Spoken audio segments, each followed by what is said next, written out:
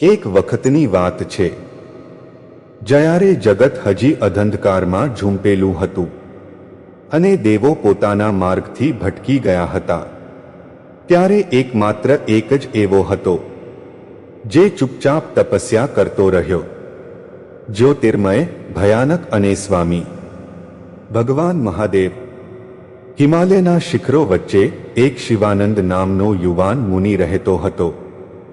બાળકપણેથી તેણે ભગવાન શિવની ઉપાસના કરી હતી.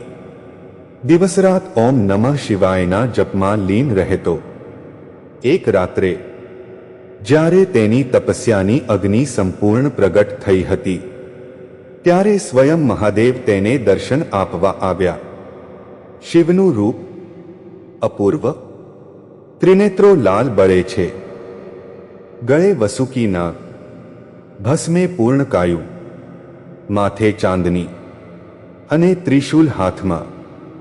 શિવ બોલ્યા, મુનિ, તું શું ઈચ્છે છે? મોક્ષ, શક્તિ, અમૃતત્વ?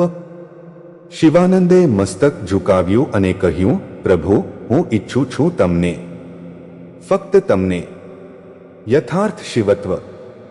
શિવ થોડી ક્ષણ માટે મૌન થયા. પછી તીવ્ર અવાજે કહ્યું, જે મને તારા હૃદયથી ઈચ્છે છે તેને પહેલા દુનિયાના મોહથી વિમુખ થવું પડશે. હું તને એક શાપ આપું છું, જે તને ત્રસ્ત પણ મુક્તિ તરફ લેશે. શિવાનંદને શાપ મળ્યો, જે તું પ્રેમ કરશો તે તને છોડીને જશે, જે તું સ્થાપિત કરશો તે તૂટી જશે. જ્યારે તું બધું ગુમાવી દેશે, ત્યારે તું મને પ્રાપ્ત કરશો. વર્ષો વીત્યા. શિવાનંદે આશ્રમ બનાવ્યો, શિષ્યો ઉમેર્યા, પ્રેમ કર્યો, પરિવાર ઊભો કર્યો, પણ ધીરે ધીરે બધું તૂટતું ગયું. એકે એકે બધા છોડીને ગયા. અંતે એક દિવસ એક જાડું વૃક્ષ નીચે બેસી તે એક ટકી ગયો, ખુદમાં, શૂન્યમાં.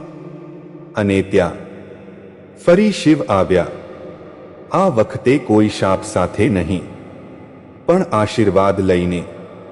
મહામૂઢ ભક્ત, શિવ બોલ્યા, તુજમાં રહેલો હું તું જોઈ શક્યો એ તારી જીત છે. શિવાનંદ એ દિવસથી શિવત્વમાં લીન થઈ ગયો. જ્યાં તે હસતો નહોતો, દુઃખી નહોતો, માત્ર હતો. અને જ્યાં માત્ર હોવું છે ત્યાં શિવ છે.